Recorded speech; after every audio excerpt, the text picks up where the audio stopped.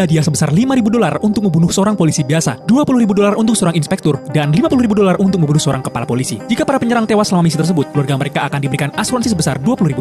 Pada saat itu, jumlah tersebut hanya sebuah impian bagi orang biasa. Tergoda oleh uang, ribuan anak laki-laki dari kawasan kumuh mengambil senjata dan turun ke jalan. Mereka mulai membunuh polisi siang dan malam. Jika ada polisi yang terlihat di luar, mereka akan langsung ditembak. Dalam beberapa hari saja, lebih dari 1.000 polisi tewas. Semua ini terjadi karena polisi berani melawan pengedar narkoba paling berbahaya di dunia, Pablo Escobar. Bagi Pablo, tidak ada jabatan resmi yang penting. Bahkan pejabat pemerintah yang dekat dengan presiden tidak akan dimaafkan jika mereka menentangnya. Untuk memperluas bisnis narkotikanya di Amerika Serikat, Pablo membeli sebuah pulau dan menyebutnya sebagai cagar alam. Namun kenyataannya, itu adalah sebuah basis untuk suplai kokain. Truk-truk ditempatkan di jalan raya Amerika agar pesawat bisa mendarat di sana dan barang-barang bisa dibongkar secara terbuka. Di Kolombia, 1 kilo kokain dihargai $7.000. Tetapi di Amerika Serikat, setelah dicampur dengan susu, kokain tersebut dijual dengan harga 3 kali lipat, mencapai $150.000. Perlahan, sebagian besar perdagangan narkoba di Amerika Serikat di bawah kendali Pablo. Namun Amerika Serikat mulai khawatir tentang uang yang keluar dari negara mereka. Mereka mencoba membuat kesepakatan dengan Kolombia untuk menangkap Pablo. Namun, mereka meremehkan kekuatannya. Dia telah membangun pasukan pribadinya sendiri yang terdiri dari 40.000 tentara dengan senjata modern. Pasukannya tidak kalah dengan militer negara manapun. Pablo mulai mendonasikan rumah kepada orang miskin, membangun sekolah, mendirikan tim sepak bola, dan menunjukkan citra baik di media. Ini memberinya dukungan dari kalangan miskin. Dengan menyuap para politisi, dia bahkan berhasil masuk ke dalam parlemen Kolombia. Namun ketika pertama kali masuk parlemen, seorang menteri mengungkapkan latar belakang kriminalnya dan menyajikan bukti-bukti melawan dirinya. Pablo marah dan memerintahkan pembunuhan terhadap menteri tersebut. Dia menyiksa para petugas yang menentangnya. Beberapa di antaranya diserang anjing, sementara yang lain menerima peti mati sebagai ancaman. Dengan pasukannya yang terdiri dari 40.000 orang dan para pemuda gangster dari kawasan kumuh, seluruh negara tergenang darah. Tidak ada yang merasa aman, baik itu polisi maupun politisi. Akhirnya, presiden membentuk satuan militer dan bergabung dengan AS untuk melancarkan operasi melawan Pablo. Siapa saja yang tertangkap mendukung Pablo akan ditembak mati di tempat.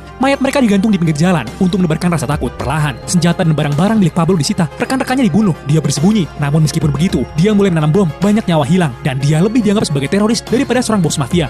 Orang-orang hidup dalam ketakutan akan di mana ledakan berikutnya akan terjadi. Akhirnya, pemerintah menyerah dan setuju dengan sebuah kesepakatan. Pablo setuju untuk menyerahkan diri, tetapi hanya jika dia bisa membangun penjara miliknya sendiri. Dia kemudian membangun penjara mewah yang sangat besar dengan helipad, lapangan sepak bola, bar, klub malam, dan banyak lagi. Semua staf di penjara itu adalah orang-orangnya sendiri. Itu lebih mirip resort daripada sebuah penjara. Dari dalam penjara ini, dia mulai kembali bisnis narkotikanya. Setelah 1 hari, 2 rekannya meminta lebih banyak uang. Pablo menangkap mereka dan memotong-motong mereka dengan sebuah gergaji. Berita ini bocor dan publik mulai berbalik melawan pemerintah. Jadi, pemerintah memutuskan untuk memindahkannya ke penjara lain. Namun ketika tentara tiba, Pablo melarikan diri. Sekarang pemerintah benar-benar bertindak habis-habisan. Geng-geng saingan, AS, dan militer Kolombia bergabung. Semua pengacara, akuntan, dan mitra-mitra Pablo dibunuh.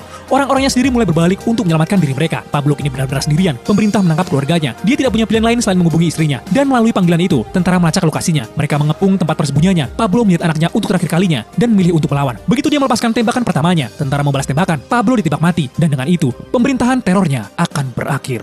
Yeay.